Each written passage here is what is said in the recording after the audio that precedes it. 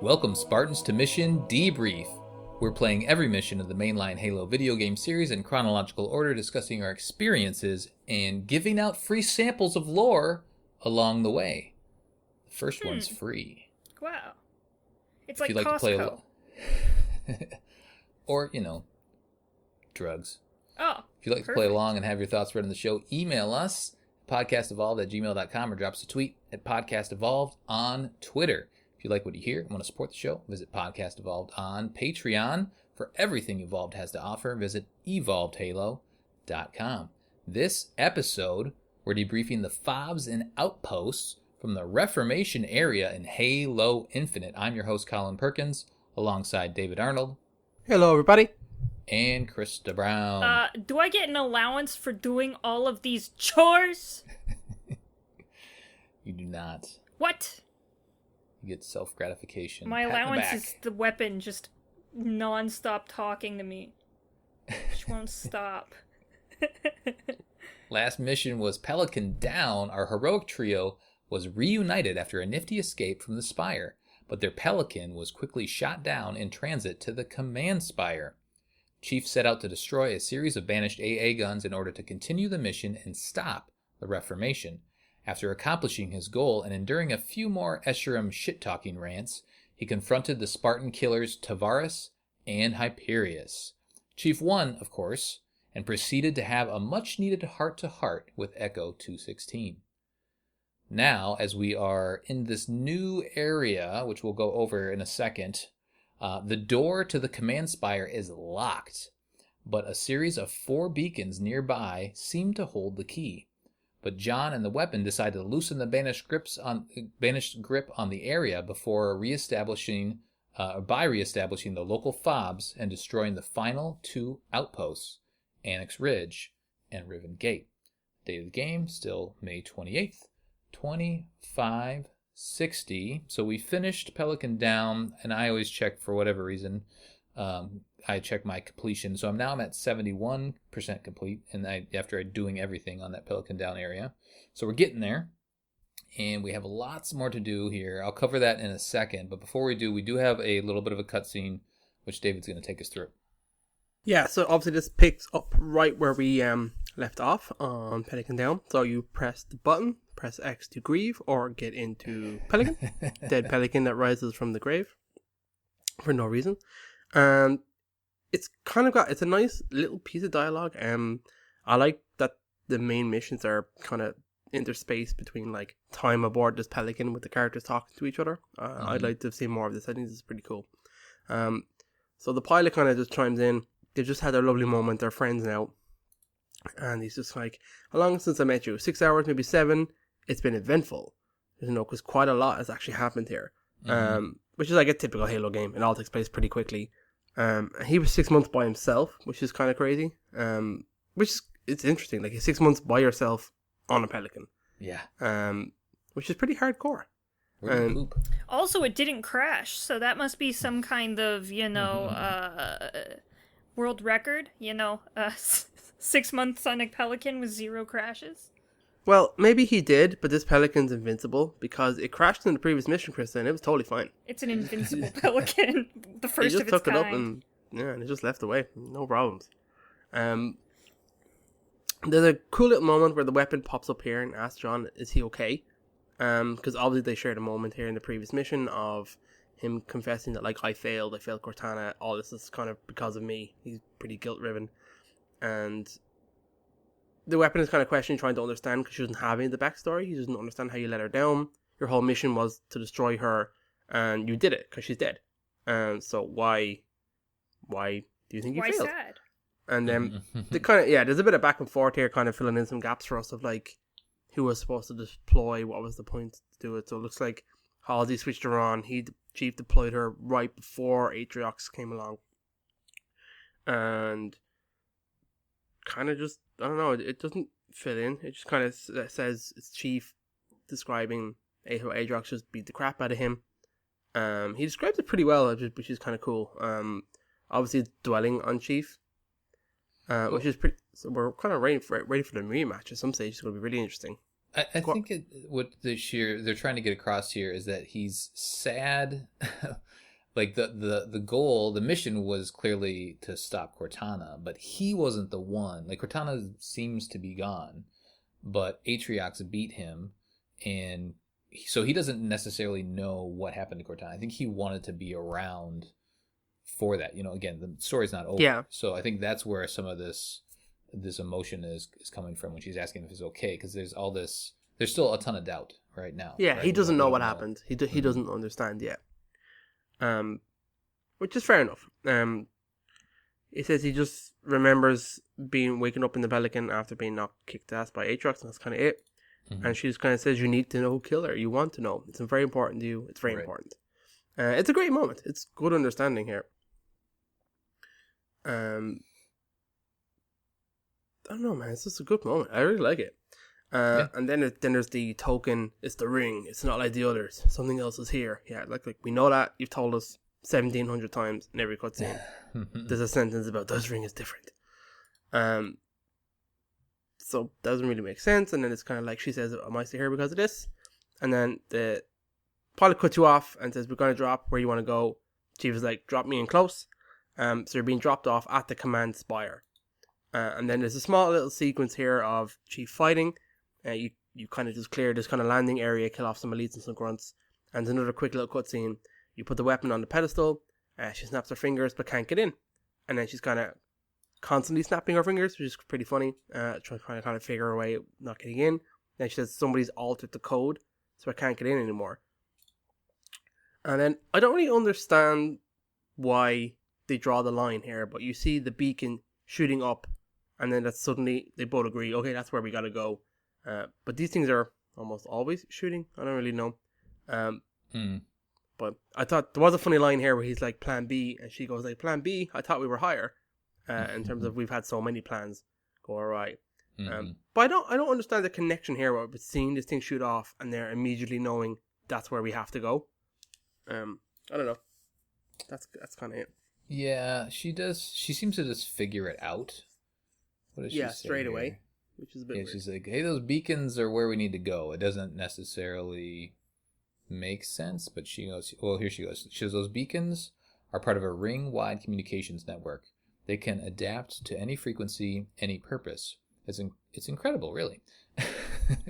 Get me inside, and I should be able to use the pulse to reconstruct a pure version of the sequence." Okay. So there you go. And the sequence is the code to get in. That's what we're referring to here, right? Cool. Yeah. So the sequence is essentially the mission that we're doing now, but this episode we're not going to be doing the sequence. We're going to be doing our chores. And the that weapon Crystal loves so much. tells you very vividly that you're not doing the sequence every 5 minutes or so. Yes. Exactly. She's trying to keep you on task. She's doing the video game thing of being the video game person, telling you where to go.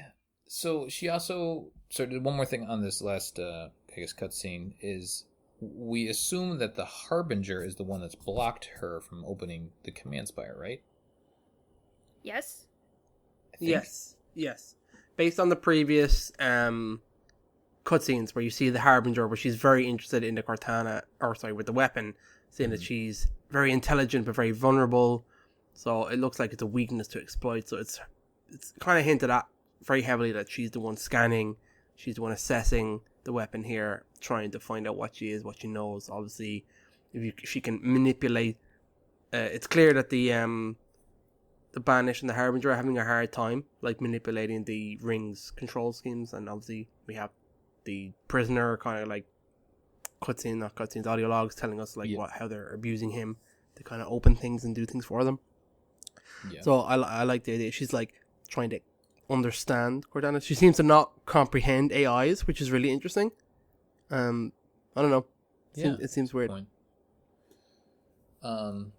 Yeah. So I think she must have, changed something so that we can't access it. The other interesting thing is there's a big disconnect from the chat that we saw between Harbinger and Escharum. And remember, Escharum hit the button. She's like, "Protect the spire," and he hits the button, and he's like, "Done." And like on screen, you see all this, these ships and all these reinforcements around the command spire. But then you get here and you just shoot some elites and some grunts and some jackals, and that's it. So, Well, I got the impression that it's also the build-up of the base around it. Do you know what I mean? Yeah. Where the bridge is and all that approach and stuff. I don't know. And yeah, maybe I would agree with that. Yeah, he's essentially turning on the defenses in this open world area. Yeah. Yeah. So now let's go shoot those defenses down. Perfect. So after this cutscene, there's originally a bridge. Well, you can't actually go anywhere once you get to this anywhere else. I don't think you can fast travel yet either.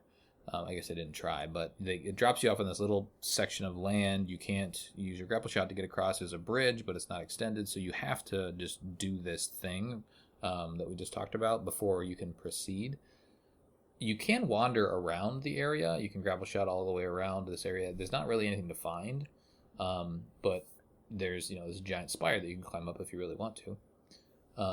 But yeah, again, just don't waste your time, because after this cutscene, then the bridge extends, and then a couple banshees start coming your way.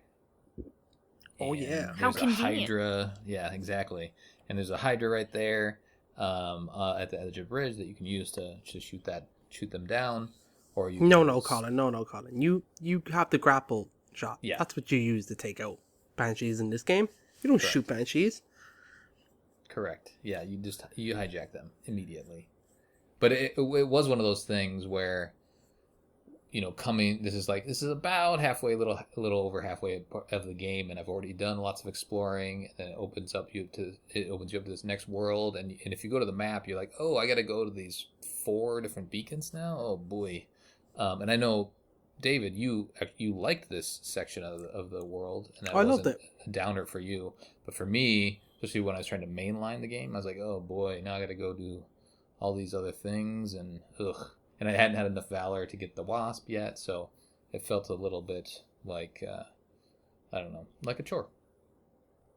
That's understandable. But this is where I spent the majority of my game. And especially the first time around, I explored everywhere before moving on. So when I was here, I had the wasp, I was ready, and then I loved in this area, the layout of this area. I loved The diversity of this landmass is awesome. Yeah. I loved each of the beacons. They were each unique little puzzles, different enemies and vehicles to take on. There was so much to find around them. I really liked. The fobs were really good. I liked the 2 outposts that we're going to talk about today. I thought they were also pretty good. So I just have overall positive vibes for this. I just loved it. This is where I shined in this area. I loved just unlocking everything around and exploring. And then pretty much the entire game's open to you here. Once you get the wasp, that's kind of it. That's all you need. Mm-hmm. So you kind of catch everything and you're ready to rock. You should be unlocking all of the variant weapons now as well with your next Valors and stuff like that. So you're getting the new shotgun, the new AR, the new BR, all that kind of stuff. And they're great. They're great fun weapons. The new rocket launcher. It's awesome. Yep. Chris, how are you feeling at this point? Man, like David said, once you get the flying vehicles, it's time to mop up all this shit, right? Everything that Right. you've missed. All those faraway objectives that at first you were like, no, I'm not gonna do that. I don't have 20 minutes to climb across this ridge. Now you have a Banshee or, what's the other thing called? Wasp. Wasp. Yeah, Wasp. I wanted to say Pelican, but it's The not Waspy a Pelican. Alright, yeah. So you have those now, which is great. I think that's the best part of the game for me, is when you can fly around and just do shit. It's so good. Yeah. Yeah, in this part, they do, and we'll talk about it here in a little bit. Maybe let's dive into it. So let's dive into it. This is a fun landmass. We'll cover this across 2 episodes. As I mentioned, fobs and outposts will be what we cover today. I do want to talk about the collectibles really quick. So you do have your list of chores. There are 13 Mjolnir armories. There are 8 banished audio logs, 15 Spartan cores, 4 skulls, 25 UNSC audio logs. A lot of these are the Spartan stories, Yeah. which are very interesting. 3 Forerunner artifacts and 13 propaganda towers. So lots to do. you're not ready to leave the open worldness, then you have plenty to do. But I'll warn you here, and I'll warn you again before we finish the sequence. After we're done with the sequence, then it is point of no return. So do all the stuff now. This is the time to get all the things to power up your equipment and everything. Because after this, then we're straight lining it. We're mainlining it to the end. Okie dokes. I'll cover the fobs really quick, and then I'll pass it over to Krista. She's going to do our outposts for us. I'm going to start at, let's see, Fob Lima, and that's the one that's right in front of you. It's really just across the bridge and up the ridge there. So start there first, and if you can grab one of those banshees, just do that, fly over there, and just kill everybody, and then you're done. That's really what it is. I think that's basically what I did. There is an elite warlord over there, which is interesting. That's like the gold armor. Just elites, grunts, and jackals. This one actually felt like, and there's a couple others. I know Matt brought this up in the past, where the fobs don't necessarily feel like they're defensible. This one does, because behind it is like a giant wall of the Forerunner hexagons or whatever. So this one actually feels like a good spot where you can hunker down, but a lot of the others don't necessarily. This is also where the pilot confesses, at least it must be the first fob, or maybe it's like soon after you unlock the world. The pilot confesses that he was a civilian engineer. It kind of talks about that side of the story. So definitely some more depth on his character here. Any thoughts on this first fob, guys? David? It's grand. I like it. Not. It's obviously you take it straight away because obviously you realize you're going to be fast traveling back here, so it's a good point for convenience, obviously, for the story. Especially since the whole map is open to you now, you can bounce around it for how long you want, and having this fob ready makes total sense. You should be capturing all the fobs all the time anyway. No, it's pretty good. It's one easy to tackle. If you're like me and most other people, you were probably fighting it in a Banshee for a bit, because that's where you probably stole it and just flew straight here.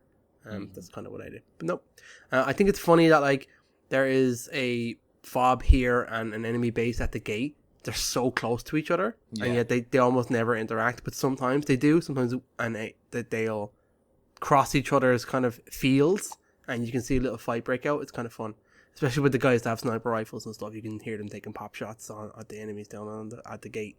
Yeah, that's right. There's a gate. You don't have to fight the gate, because if you you can skip it. You can just fly over it. But if you're hoofing it, then there is a big giant like force.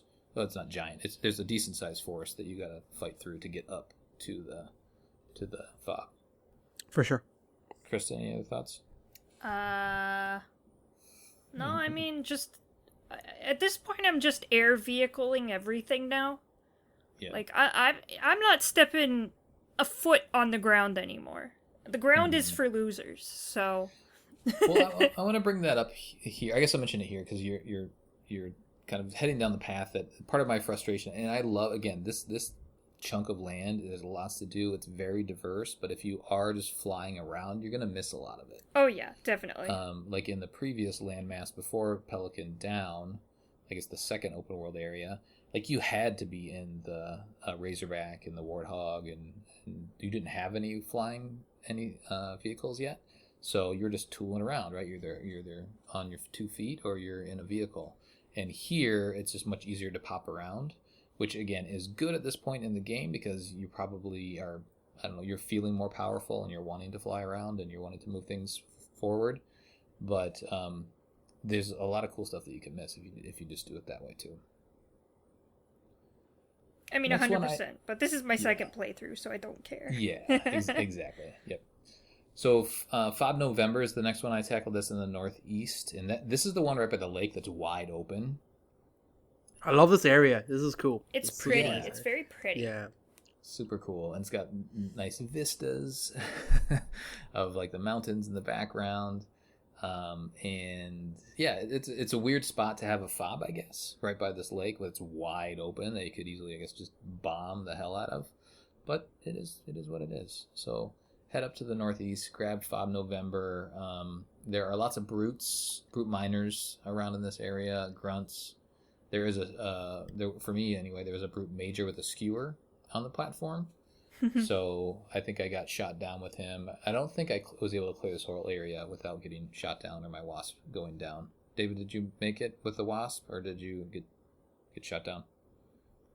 No, I generally don't take this one with the wasp. I have marines when I'm taking this one. By then, Gotcha. I normally load up on Lima with my marines and my razorbacks and traverse this area as much as I can.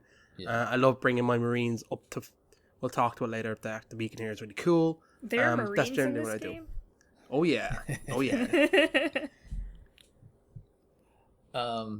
Any other thoughts, Krista? As much as I like the wasp, it's literally made out of paper mache, so Yeah. you get hit by one skewer and it's all over. Yeah. I feel like I can take pops from the Mangler, and some of the other, like the plasma repeater, I think it's called. But yeah, you also get zapped a lot from the shock rifle Oh yeah. or the what is it, the disruptor, and you just kind of like you freeze and you start floating down to the ground. That happens a lot. There are a lot of Spec Ops grunts around here too, which is interesting. I feel like a lot of Spec Ops enemies in general, they're just more powerful version of whatever, the different races. It was also here that I realized that I wanted a Hornet, Yeah, that would be cool. especially in this wide open one, where you have the Marines Man, on the let me take sides. my buddies. Yeah, man, let me take. But that's why this game Yeah. needs the Falcon. It needs the The Falcon, Falcon we man. ride too. You need to be able to hold like 4 dudes, one on each side, shooting down maybe grenades. Maybe the grenade variant of the Falcon. Man, it'd be so dope. Come I on. like that. But yeah, because you can bring, you bring your Marine buddies in the Warthog or in the Razorback. I guess you can't in the Scorpion, but like it'd be great to just 1 or 2 that could be firing off to the side while you're flying around your little Wasp. So the Hornet would be perfect for that. But I do like the Wasp in general.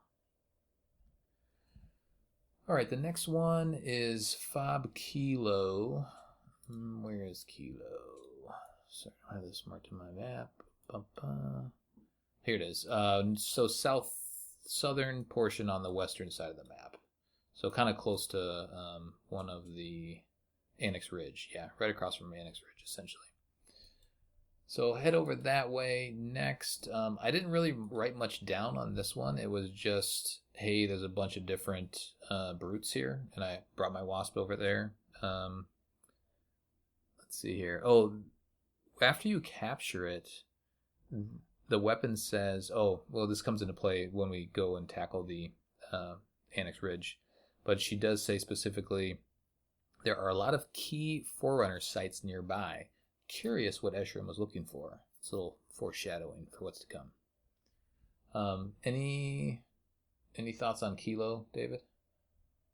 No, it's pretty generic. It's in a great place. I like it's next because it's next to Annex Rigs, because it's next to the Hunters HVTs and the next to one of the beacons. It's a great spot to kind of drop in between the 2 outposts and load up on whatever you want and just take them to the various places. Between that and probably the next one we'll talk about is great for that as well, Juliet. They're just in great positions. So I go to them frequently and load up on whatever I need and take it to the next area, mission, or whatever thing I'm doing. Yeah, they're pretty close, actually, compared to They're the very close, other yeah. ones. Krista, thoughts on Lima? I barely remember this one. Yeah. It's very forgettable. It's Kilo anyway. Kilo. Oh, what did I say? Lima. Lima. Yeah. Lima's the Yeah, first Kilo. one. Yeah. See, it's forgettable. It is. It is. The next one I did when I was doing my notes is I did Hotel, but we'll talk about Juliet. Juliet, it's a good one because, again, it's pretty close, and there's a cool encounter I'll talk about after we're done. But it's protected by, let's see, brutes, grunts. I thought it was much easier to take than some of the previous ones with my Wasp. I didn't think I had much trouble taking this one over. It is by a really good Spartan Core location. Do you guys remember this? It's like there's like this cave, and then inside the cave is a Forerunner door, and inside the Forerunner door, Yeah, it's cool. are a bunch of Marines that are I dead remember now. that. But they are like protecting this Spartan Core, it looked like, and there's like some Marine looked like they were holed up for a while, and then they eventually got taken over. That was a really really cool spot, and it's actually really well protected. There are a lot of elites and a lot of grunts. They're just and there's some sentinels here. This is the first time we've fought sentinels in the wild, right? I don't think we've encountered them outside of the boss fight, and they weren't even in the boss fight. So now we're seeing sentinels out in the wild. Any thoughts on Juliet, David? No, it's the same as them. I go to it regularly. It's pretty simple. I like the area too. I go here just to stock up on stuff. It's pretty fun. Mm-hmm. Yeah, it's a good centralized location.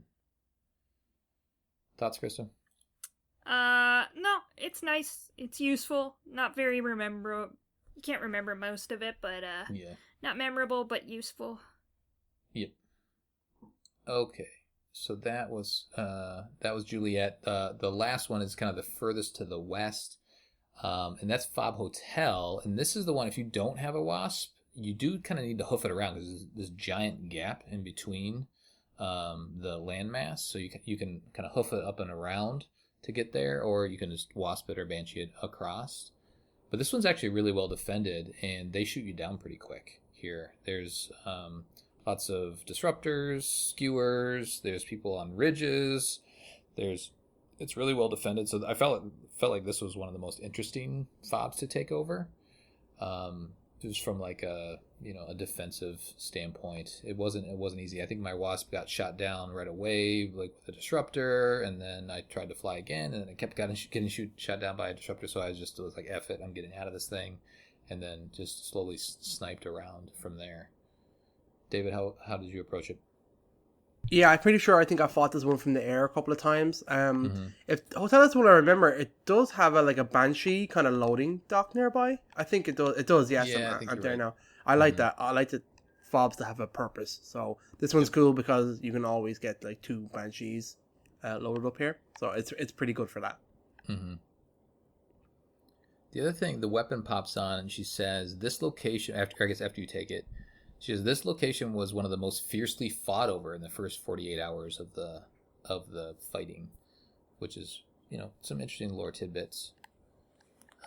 She also mentions that the Pelican Down area was really where the majority of the fighting was done. And that makes sense, right? Because it's like a ship graveyard right over there. Yeah, for sure. All right, so now we have 5 different fobs to load up and deploy and go do all of our chores. We'll do some more chores on the next episode. We won't cover like where all the Spartan cores and all the audio logs are. We'll cover the audio logs that are in the outpost areas like we've done in the past. We'll also cover the artifacts just because there's 3 of them in the skulls, but like all of the other collectibles, it's just too much. There's plenty of guides out there for that. So we'll cover the main stuff. Let's get into the outposts now. We have Annex Ridge and Riven Gate. Krista, which one do you want to tackle first? We'll start with Annex Ridge, but oh my gosh, both of these outposts are super memorable and super fun. They're great. Mm-hmm. They're really nice ones. They're really unique, really well placed in the environment that they're in, which I really like. It's cool. And there's interesting stuff going on at them. So Annex Ridge is a very interesting place. Of course, like any outpost, you can approach it from multiple directions, the sky being probably the best one. So this outpost seems to be collecting Forerunner artifacts, specifically the audio log rings. I guess they want to collect all the audio logs, but instead of just getting the recording, they decided to just grab the whole thing. Yeah, right. So there are a lot of rings everywhere. There's like digital rings and physical rings and broken rings, lots of broken rings. And red rings, and there's so many rings. Red rings of death? Yeah, there are. Oh my god. Maybe that's what maybe that's their ultimate goal. So, create the red ring of death. Yeah. So to get in this base, because the weapon's like, oh, they're doing some weird shit, you gotta stop it. And you're like, okay. So you have to go through these, like, tunnels and then get a lift, and then you lift into the building. and then Oh, you went in. Oh yeah. So you got to go down in the center area, right? Yeah, and then you lift up. And then you hit a button, and of course, the best thing ever happens. Some silos raise, and you have to explode them. Yep. So, there's 3? Just the one. There's There's one? Yeah. Just one in this base, yeah. It's like on the other side. What a fucking baby base. What the shit?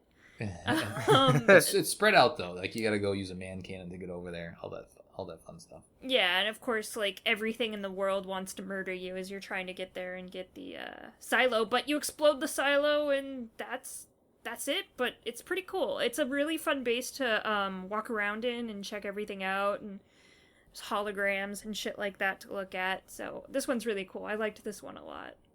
Well, the point of you blowing up the silo is you can see a ship it's a banished ship that has a couple of the rings, like, loaded onto it. Yeah.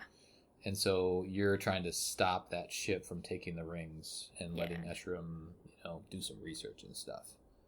So when you go hit the button, that lifts the silo, and for whatever reason, when you blow up the silo, then that also blows up the ship.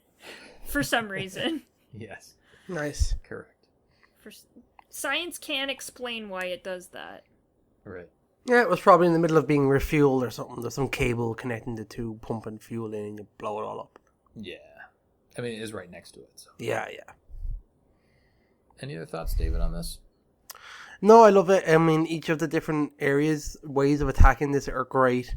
There's 2 kind of gates that have been lowered. I think there's a lift. You can attack it from a lower side, which is really cool. I know Chris is the best from the air, but it's really fun going around the lower end of the ridge, fighting that base, taking your Marines on a hog up the lift, and then fighting again.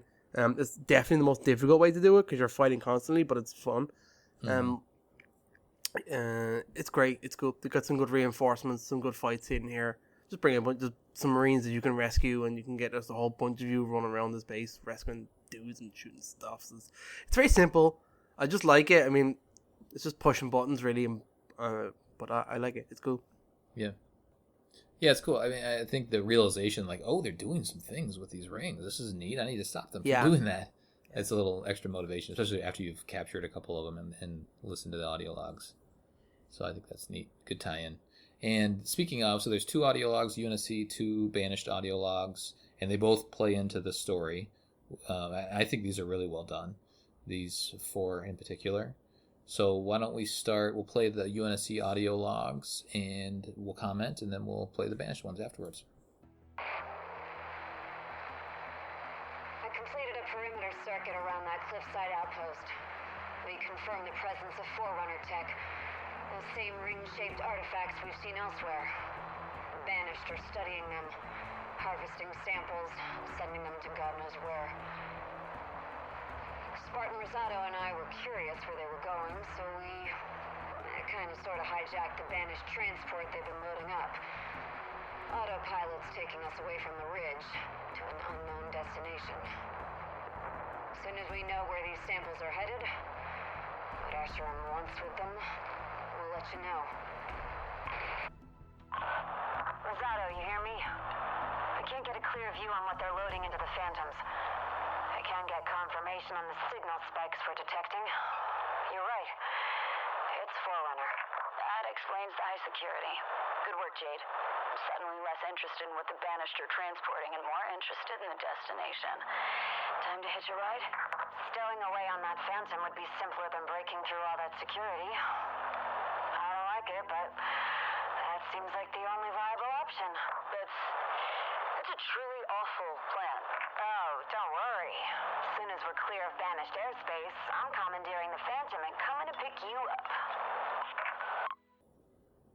So I want to really touch quickly on the text. Again, 343 and the writers have buried some lore in here outside of just the audio log. So there is a character mentioned in the first one, A Hastily Assembled Plan, called Pointer, codename Pointer. And he's essentially found or is listening to this audio log, and he is I think he is in the area. So he was on the Infinity, and he's been deployed down to the ring. I think he's a Marine of some sort, and he is listening in, and he's essentially transmitting this. He mentions, let's see, what does he say here? He says, Spartans, Jade, and Rosado seem to have a handle on things, but I've been unable to establish comms with Jaeger, Jaegr. I couldn't find any, or Jaeger, yeah, Jaeger. I couldn't find anything else about Jaeger. Maybe there is some other stuff out there. But so they're kind of dropping, they're like leaving a thread there. And then if you do a little more digging, Pointer is also in communication with Fixer. And Fixer is featured in the Oni, what do they call them? Oni archive videos that were released when the Master Chief Collection on PC was starting to roll out all of the games individually. So like it was first, Halo CE and then Halo 2, and there was a accompanying video along each of those. So go check out Halo's channel, and there'll be like an intro, which is pretty standard fare, and then at the end of each video, there's like some weird drama that's happening, and Fixer is mentioned in some of those. So some fun lore stuff to go chase down. But the gist of these two is essentially Jade and Rosado have hopped on the vehicle, one of the vehicles, not the one that we blew up, but one like it, and it had been taken off to wherever they're doing this research on these rings, which is pretty sweet. Any other thoughts, David? I think it's cool. I'd like to know more of the story. It's a typical Spartan Halo game thing. Let's hijack some stuff, see where it goes. I like the whole idea of these two Spartans just like intelligence gathering and trying to figure stuff out. It's pretty cool. Yeah. I like it. I wish there was more to it. Yeah, agreed. We don't know what happened to them either. They could technically still be alive because they don't say they're dead. No, there's only these two guys. These two logs. Yep. All right, let's do the banished side of things. The ring itself impedes our progress as it heals. The war chief and his ally must remain patient, otherwise we risk losing all that we found. These artifacts require an extraordinary amount of care and attention. They were not created to stand the passage of vast ages of time, but they were made for another purpose, which for now remains hidden. And without unraveling those mysteries, Cerritus, mark my words, we will never have control of this installation. The artifacts scattered across this ring are key to the destiny of the Banished. They are a link to this world's past and a guide for its future. Our control of this ring is only as strong as our capacity to understand it and the mysteries that it contains. Discover what lies beneath. No further delays. No insipid excuses. The only barrier between the Banished and our future is your lack of resolve. So the first one is slow and steady, and Elcor is just talking about, hey, the ring is healing, and that's kind of sucky for us because it's impeding our progress. And But it's also good for them, right? They want it to be rebuilt, right? Yeah, but I guess it's not being rebuilt in a way that's convenient for them. They're trying to dig, and maybe it's trying to heal at the same time. Yeah, so. good point. Yeah, so, he talks more about the artifacts that this base is, centered around and how they're breaking because they weren't supposed to, like, be sitting around for, like, 100,000 years. The longevity was not up to par. So they just talk about, it's like anything else in Halo. It's like, if we don't understand this thing, we'll never truly control it. Which is interesting. I mean, it's kind of the normal Halo stuff where everyone's like, I don't know what the fuck is going on, but I think it might be important. Right. The next one is from Esheram's diary. And he's just bitching about, the ring artifacts and how they're linked to the past. And he's like, I want them all to myself. And oh my god, I'm so angry. Why aren't you guys already done with this? And everyone else is like, nah, we don't want to do that. And then he gets angry. But yeah, he's just like bitching to people. He's like, we need the artifacts, but you ain't doing shit. Mm-hmm. Which is pretty much every single one of his speeches, so. They do, again, in the text, it says, you appear to be blessed with some luck. It's like a conversation, like an email between a couple banished.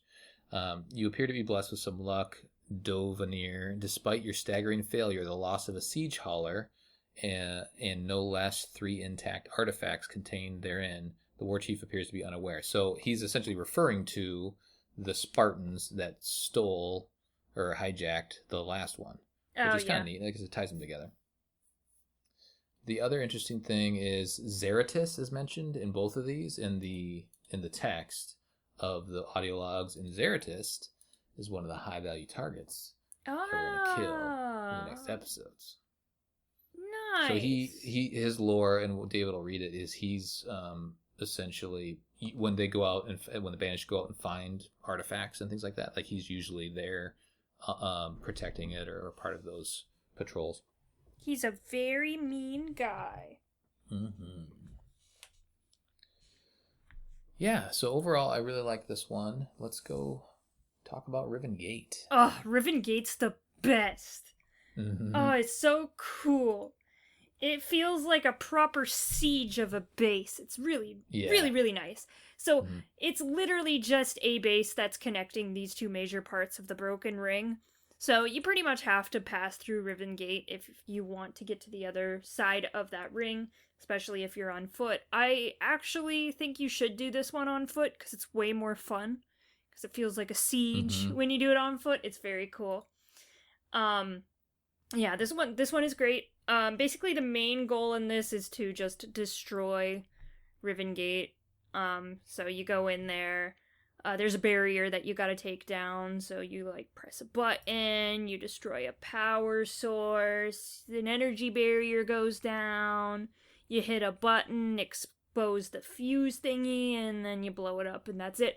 But as you're doing this, there's this brute that's like, this is Riven Gate, we will not let you live! How dare you challenge Riven Gate!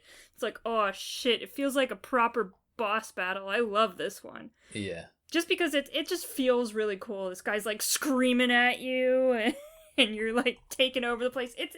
I like this one. This one was really fun. It was very immersive for me because it makes sense for them to want to control this specific part of the ring because it connects the two parts. So I don't know. It was just really cool and immersive for me. I was like, yeah, I'm Master Chief and I'm exploding this place. Yeah. It was great. Blowing stuff up. Yeah, there is a point. Let's see. So you have to. The whole point is you got to open the 3 doors. So there's one up high there's a banshee up high, and then there's 2 on the sides. And then one of the sides, I guess when you're done with that, then it will unlock a door on the other side, which a camo elite is holding an energy sword. Like you can find this door, when you're wandering around. And you're like, oh, there's a guy in there and I can't get to him. Okay. And then, so once you open the 3 doors, then all of a sudden he's been released and then he's hunting you once you get up there. So that's a fun fight. And then once you get inside, so you obviously kill him, clear the area, get inside further into this tunnel, then there is a Elite Ultra, and those are the ones with the white armor. He's inside there waiting for you, trying to protect, the last button you need to hit, or the last little fuse you got to take out. So you got to kill him. There's a grunt in there too. There's also a Spartan core in there.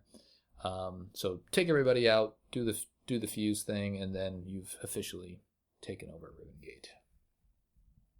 David, any thoughts on this one? I love it. Same as Krista. I love the idea of it, the lore of it, that it's just a big gate essentially that you're not essentially like taking out, but you want to unlock it so that like the UNSC can use it. In this way, like I wish you saw like the UNSC taking over bases like this and stuff. I think that'd be pretty cool. Like didn't get then controlled by the UNSC. As it is, there is a little text blurb. If you go back in after you undo an outpost, there's a little bit of a thing that says like, since the UNSC now have control of Riven Gate, we can pass through and meet up and reinforce each other on either side of the ring. I'm like, okay, but you never see that. Do you know what I mean? That never amounts to anything. But I like it. I love the layout of it. I like the area you fight in. I like the stages you go through. There's Marines to rescue. Bringing Marines in here is so much fun. It's great. I love it. Yeah, and there's a lot of enemies, a lot of diverse enemies, Yeah. So they put up a good fight. Well, one of the things I did is the Banshee that's up top is I opened that door first and then hopped in the Banshee and took it down to, I think it was the one on the east door. And I just kind of crashed it into the entrance and then hopped out. And of course I think there was a shotgun brute in there, a bulldog brute. So you take him out, hit the button, and then a bunch of other brutes converge on your location. But they couldn't get inside the door because my Banshee was conveniently, and I didn't do this on purpose. It just worked out. But the Banshee was essentially protecting me inside, so Nice. they couldn't get inside. And there was a bunch of berserkers and like 4 or 5 brutes outside, just all angry at me, and I could just stay inside the store and chuck grenades and take pot shots at them. All right. Any other thoughts or any other stories from this one? I like it. It makes me happy. Mm-hmm. And that's the last outpost. What? It'll be interesting to see if we get more outposts. I hope we do.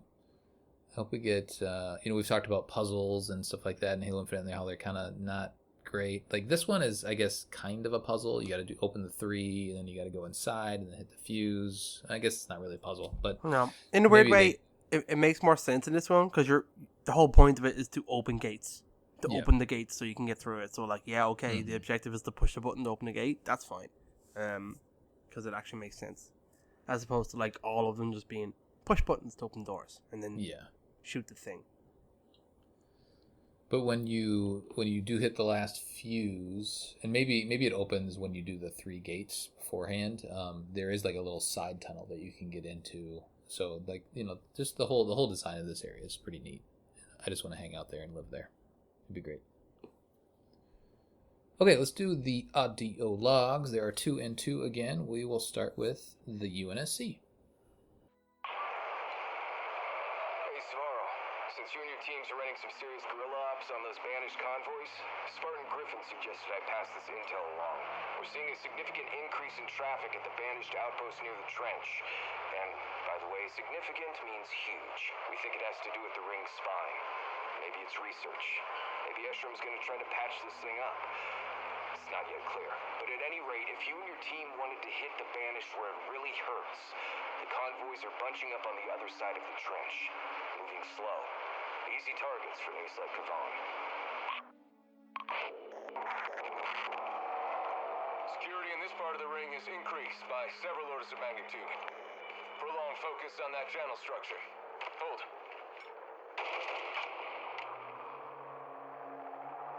It's the structure the Marines have been calling the spine. The ring's working overtime to patch it together. Has been since the explosion all those months ago. Damn it! Hold!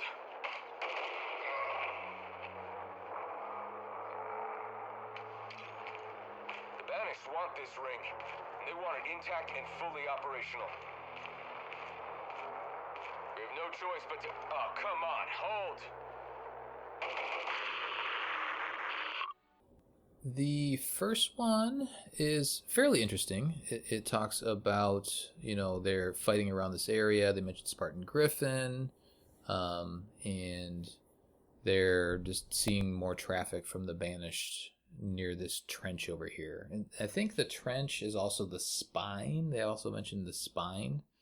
I think maybe the Banished called it the spine. And I think that is that long stretch of detached Forerunner stuff, ring stuff. Yeah, that that's just it. Leads to nowhere. Is that the Right spine, after the maybe? Riven Gate. That's right. Yeah. So there's lots of fighting around here, and they're trying to figure out, obviously what the Banished are up to, and they're trying to keep them from getting it. As always, a lot of these are, and then there's some deeper lore in the next one, in Covalescence, and Pointer is mentioned again, not in the audio log, but in the the text. I'll just read it really quick. It says, a rapid translocation event of this size that had to have put a massive strain on the ring's structure. We've always assumed the ring could move in some capacity, but this is beyond what we had prepared for. So, it's just, I guess, maybe mentioning that the ring was moved again? I think it just kind of... Because we know that when the rings move through slip space, it, like, fucks up slip space and it fucks up the ring in small capacities, but like when a ring moves through slip space, like other slip space ships can't move for a little while because of the disturbance. So obviously moving something like that creates some problems. It can be done, but there's some problems. Yeah. So more interesting stuff there. Again, Pointer. I feel like there may be some more Pointer stuff that we figure out. More Pointer and Fixer stuff to come. And then the audio log itself is just a Spartan talking to somebody and just shooting. Perfect. Yeah.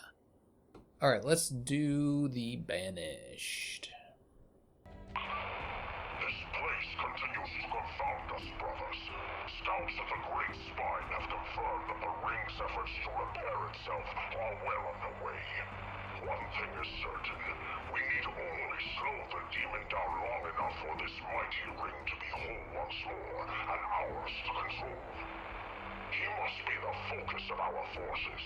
When the Spartan is dead, and he will die, there will be nothing left to stand in our way. Brothers, our people once lived in the shadow of throne-bound treachery. But today, we are offered the chance to achieve what the prophets and the whole of the Covenant could not.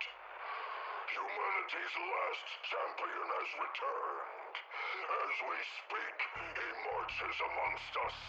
The demon hopes to deny us our destiny. See to it that his hope is extinguished. Show the galaxy that at the end of all things, only the banished remain. Cool. So, in these banished ones, the first one is the Great Spine, as you heard. It's interesting. Of course, like, the spine is that place that looks important, that's floating in the middle of nowhere, and sometimes light goes through it. It's like, oh, that looks important. And there's, like, lightning and shit coming off of it. It's like, oh, that looks important.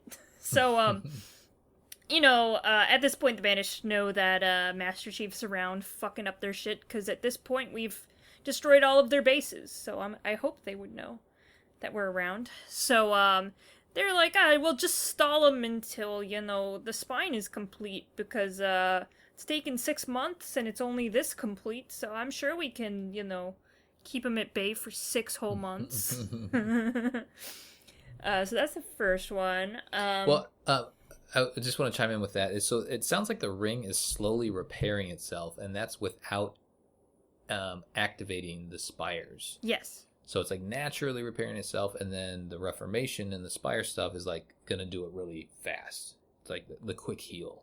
It's the biofoam of the Halo. Pretty much. Okay, so the next one is Encroaching Glory.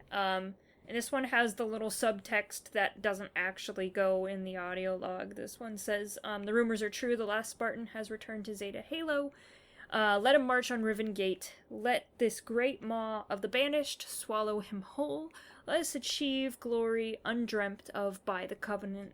And this is just literally Escharum talking shit about the Covenant and then talking shit about Master Chief, and that's pretty much it. He's just talking mad shit. Yeah. Yeah, at this point, it's kind of getting exhausting, his rants. It's like, we get it. Like, I like his voice, I like the voice actor, all this sort of stuff, but it's just like, it's a little too one note. It's more propaganda. Mm-hmm. I like the ones where he's kind of, like, talking about how distraught he is, where it's obviously not being, forward to the rest of the Banished, where he's just kind of talking Yeah. to himself. Those ones are the best that really reveal his character. These are just like, yeah, I know, you've been talking about that shit for like 6 months. Jesus. Mhm. Yeah, they sound samey, and like there's usually like something relevant about what's going on in the story in there, but they sound so samey and so preachy that it's hard to really, I don't know, enjoy them for what they are. That they are little bits of reveals. Okay, that's it. That's all we're gonna do. We're done. But we do have a community question. Kept it clean this time. I didn't read anybody's comments. Hopefully everybody else kept it clean. We're keeping it clean from here on out. Just clean questions. No, Just clean. Okay. No, that's not gonna happen. Yeah, It all I mean, depends on we my were just mood gonna in have that to day. cut Discord completely out of this. What did Discord have to say to this one? All right, Banshee or Wasp? Why? Question for Mission Debrief, Halo Infinite, Reformation Fob, and Outpost episode. So Matt says Wasp, the maneuverability more than makes up for its absolutely no armor. Tokyo Drift says I'll go Wasp too. I used it at the end just to cheese everything. Perfect. That's the one way to use the Wasp. Roadkill says the Wasp is just more fun. I feel like I get killed just as quick in either one anyway. Joe Mama says the Wasp is more maneuverable, and you can hover. Also, majority of features is you can scan while in the Wasp, but not in the Banshee, which helps me a lot doing audio logs and skulls. Pesky Bird says Wasp. Better in every way other than maybe forward speed. Yeah, the Banshee's good if you want to get to a part of the ring like super fast. Mm-hmm. If you want to do shit, I feel like the Wasp is better. The Jedi Wasp Spartan doesn't have like a thrust, does it? No, it really needs it though. Mm-hmm. That's I find why you myself- have the Banshee. Yeah, I find myself pulling the left trigger all the time in the Wasp, just like, come on, boost, come on. Jedi Spartan 38 says Banshee because it lasts more than 5 seconds, although it would help if there was less air enemies when you get into the Wasp or Banshee. Sometimes I just want to peacefully fly around and enjoy the map. Mm-hmm. And Yeah, Matt the says Banshee's play wreck on your shop. easy. Caliber says Wasp, much more maneuverability, plus easier to dodge those annoying skewer brutes. Mm-hmm. Postman Pat says, I don't care, I use just whatever is in front of me to deliver the mail to those brutes. They get pissed if their package is late. Good job, Postman Pat. And finally we have Solo Ekel, which is Wasp, because one-shot brutes with the rockets, and if you don't, you still have some backup with the rapid-fire guns. So he likes the rockets and the guns. And that's Both it. good There was things. nothing dirty, so you got your wish. There we go. Keep it clean. Keep it clean. Here we go. Well done, Colin. You fixed Discord. I Congratulations. fixed it. Nice. Colin Perkins, the admin, April 8th, 4:35 p.m. 4:53 p.m. I'm sorry, I'm going backwards. Banshee or Wasp? Why? Question. Mission Debrief. Hell Infinite from Reformation FOB episode. Colin, I like your picture you made here. Did you make this yourself? No, I pirated that one. Somebody else did a little boo. video. Let's go. Ray says the Banshee because the Wasp doesn't capture the Hornet feel I wanted. I agree with you, buddy. I agree with you. The Banshee in this game is such a letdown. It struggles to kill anything, but the Wasp is paper thin armor. I'll go with the Wasp just for the fact that you can kill people from a distance by hovering in place. I agree. Mhm. Brad says the Wasp feels more agile. I can get more use out of it by positioning in places you can't easily attack from using a Banshee.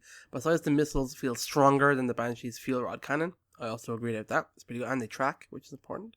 Does the fuel rod cannon track? I don't think it does in this game. I don't think so. No, it doesn't have a lock on. Jointy says, ooh, hard one that. Feel more like I'm part of the UNSC and a Wasp. Plus, it's easier to get hold of one when you have enough valor at the fobs. However, I can't help but feel the Banshee can take more punishment. It feels like faster in a straight line, absolutely. And it can do tricks, which are fantastic in this game. Love combining them together. I agree. It's all good. Also, important thing that I did recently, which is really fun. If elite is mantling on your Banshee and going to hijack it from you, do a maneuver. and they sends them flying. And it's Oh, nice. so good, and it keeps you in it. It's really fun. It's really, really fun. Alexander says the Wasp gives a vertical and lateral control as well as hover capability. That's so important in this game, I feel. It acts more like an attack helicopter than a tiny jet, which makes it more conductive to the air-to-ground combat in the game, which is really the only thing it's used for. Agreed. When it comes to air-to-air, the Banshee. Mandy says the Banshee because she got the right moves. Do a barrel roll. I like it. Like the GIF, Manny. Good stuff. Simon says a Wasp every time. Alan says Wasp for me. I've never been able to pilot a Banshee well, so having something that hovers is great. Having said that, grappling a Banshee and ejecting the pilot is so satisfying. If you give me the option, I would take the Hornet instead. Imagine having Marines with power weapons on each wing. Yes, Alan, the correct answer. You will get a like, thumbs up. Good job, Alan. Luke says, Banshee, I like to keep it old school. Such fond memories of Combat Evolved all the way using my Banshee. It's fair enough. Diggy says Banshee looks cooler. It's also the OG flying Halo vehicle. You're on the ball there, Diggy. Jimmy says Wasp, and need I say more? You could if you wanted to, Jimmy. That's kind of the point, but that's fine. You don't have to say more. Cameron says, I have to say the Wasp. I do like both. However, I feel like both could do it. Definitely use with a health buff. The Banshee for sure. The Wasp in Halo Infinite is much easier to control. Fine compared to the Banshee. Is also way better for hovering because it can actually hover. I also like the punchy, heavy sound effects that come with the Wasp. Love the podcast, guys. Keep it up. Thanks, Cameron. Aww. And Amado Jose says, I need a lady in the streets, but a Banshee in the sheets. Perfect. Nice one. A bit of a mix on Facebook. I know Yeah. Discord seems to be heavy Wasp, but I think the Wasp comes out on top, and I think it's kind of the correct because I don't know, the Wasp is what you need when you're searching and exploring. You need to be able to hover, and you can pulse and you in a sea vehicle, so it helps. Yeah. Being able to look for things. Krista, what do you think? I love the Banshee. I've always loved the Banshee, but I think that, especially in this game, the Wasp is way more practical and easier to maneuver, especially when you're, attacking bases and enemies are all over the place. Like, just the hovering itself is just so much more helpful than constantly moving with the Banshee.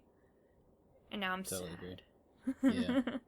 Yeah, once you get a taste of that hover, it's hard to go back to the Banshee. And I'm sure the people that are amazing Banshee pilots that prefer it. Well, there obviously are from the Facebook comments, but it's just so much easier. It's like the Wasp is a little baby vehicle, right? Just give me that easy baby vehicle. I like it. Plus, I like the design. I think it looks neat. All right, that will do it for our debriefing of the FOBs and outposts in the Reformation area in Halo Infinite. On the next episode, we'll be debriefing the area's distress calls, high-value targets, and Easter eggs. Send us your thoughts at podcastevolved@gmail.com or drop us a tweet at podcastevolved on Twitter. You can also support the show by visiting Evolved on Patreon for everything Evolved has to offer. Visit evolvedhalo.com. Until next time, Evolved. Evolved! Evolved!